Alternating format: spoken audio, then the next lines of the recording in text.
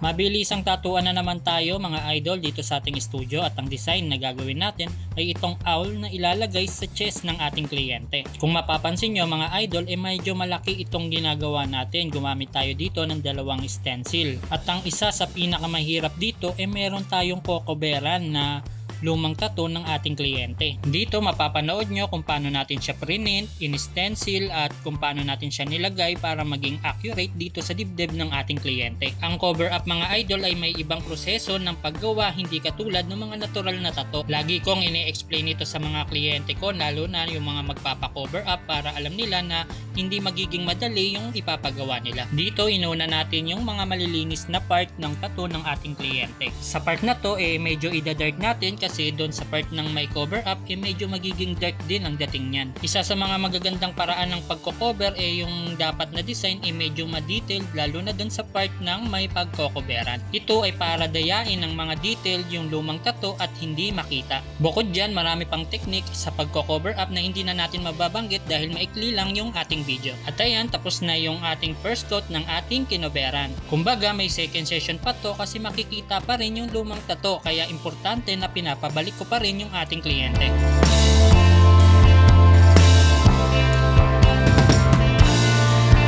Kaya sa mga gusto magpatattoo, mag-message lamang dito sa aming FB page.